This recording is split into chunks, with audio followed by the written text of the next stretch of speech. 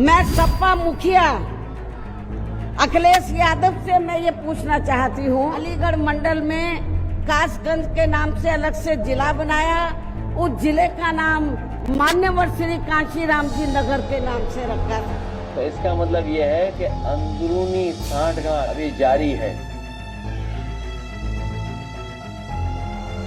UP की राजधानी लखनऊ में मायावती ने 9 साल बाद कांशीराम के परिनिर्वाण दिवस पर बड़ी रैली की। 27 के चुनावी समर से पहले मायावती एक बार फिर अपनी ताकत को बढ़ाने की कोशिश करती दिख रही हैं। ऐसे में यूपी चुनाव 2027 से पहले मायावती की रैली काफी मायनों में खास मानी जा रही है और इस दौरान उन्होंने सीधे तौर पर समाजवादी पार्टी और कांग्रेस को निशाने पर लिया। मायावती ने तंज कसते हुए कहा है कि एक हाथ में संविधान लेकर नाटक किया जा रहा है। ये वही लोग हैं जो संविधान को ताक पर रखते रहे हैं। वही अखिलेश यादव के पीडीए पॉलिटिक्स पर भी मायावती ने निशाना साधते हुए कहा कि पीडीए के जरिए एक बड़े वर्ग को बरगलाया जा रहा है। यह सत्ता की शक्ति हासिल करने का हथियार है।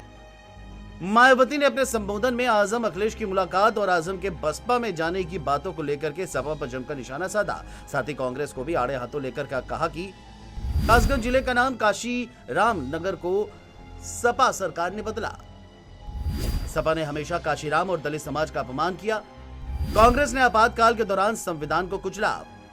बाबा साहेब आंबेडकर को संसद नहीं पहुंचने दिया। हाथ में संविधान लेकर नाटकबाजी कर रही है कांग्रेस। विरोधी आजम खान को लेकर के अफवाह फैला रहे हैं। मैं किसी से छिपकर नहीं मिलती बल्कि खुले में मिलती हूं।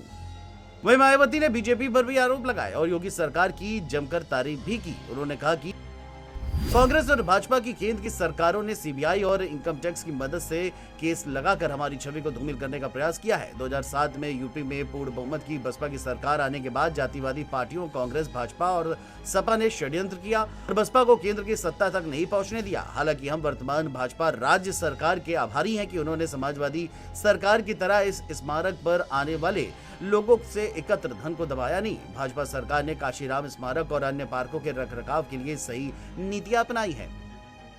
मायावती ने रैली के दौरान सपा पर जमकर हमला बोलते हुए आगे क्या कुछ कहा, सुनिए।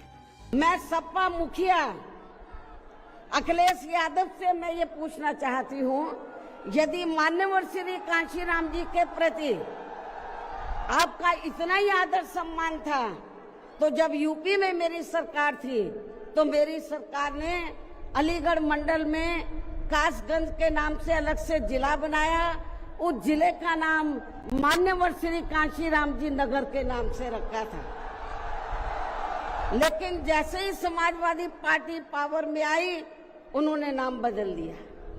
मान्यवर श्री कांशीराम जी के नाम पर हमने कॉलेज, यूनिवर्सिटी, अनेकों संस्थानों के नाम रखे, अनेकों संस्थानों के नाम रखे, जनहित की योजनाएं शुरू की।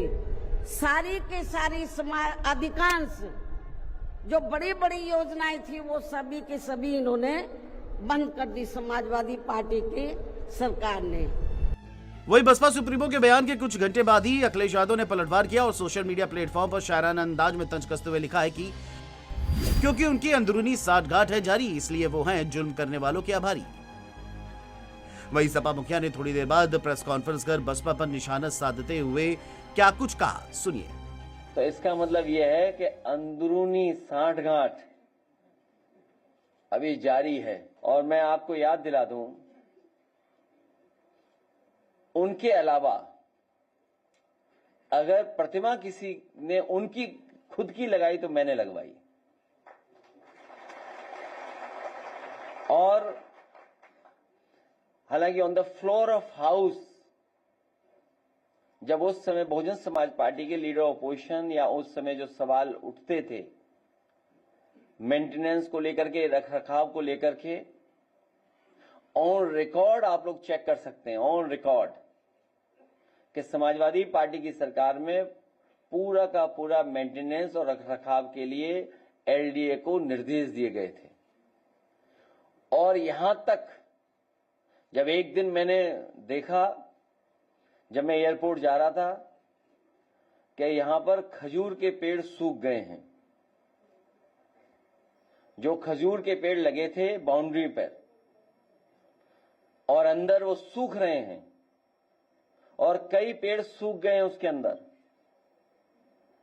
तो उन पेड़ों को बदल करके अच्छे पेड़ों को लगाने का काम, जिसमें वाशिंगटोनिया और एक पेड़ क्रोसिया, आप देख लेना, जब आप राइट टर्न मारेंगे एयरपोर्ट के लिए तो राइट टर्न पर सभी पेड़ खजूर के सूख गए थे।